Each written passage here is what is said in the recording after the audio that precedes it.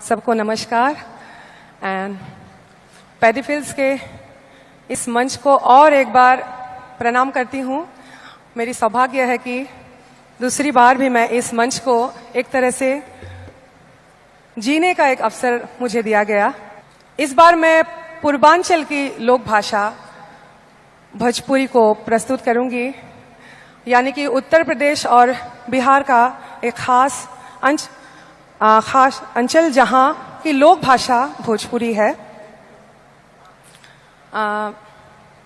भारतवर्ष के आध्यात्मिक तत्व से शुरू करना चाहूंगी और सूर्य पूजन यानी सूर्य उपासना विश्व के अलग अलग भाग में सूर्य पूजन होती है, और जहां तक भारतवर्ष की बात आती है वो बिहार की एक महान परंपरा आस्था का पर्व छठ पूजन होता है। और छठ की मान्यता यह है कि एकमात्र मूर्त भगवान सूरज जो हमें दिखाई देते हैं, और घर की जो प्रधान स्त्री है वो निर्जला व्रतधारी बनके कठिन व्रत से गुजरती है और खुद सूर्य से प्रकाशित होती है, एक ऊर्जा में तब्दील होती है।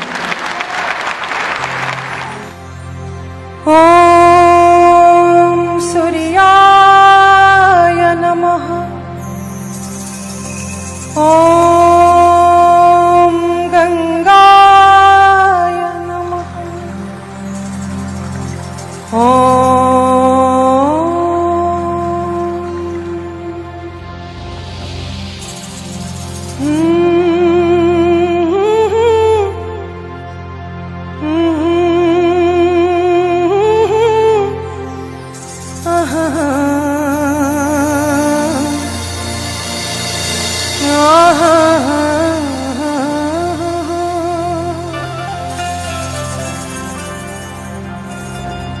पूजे के रुवाजे हरे लाखावत से,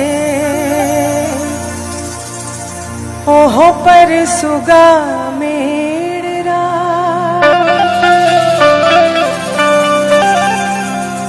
मार बोरे सुगवा धनुख से, सुगा गिरे मूर्छा।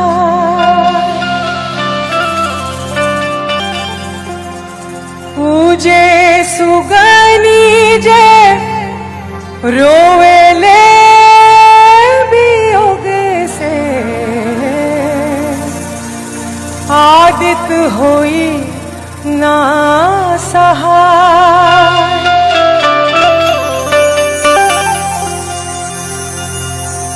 कि कल पे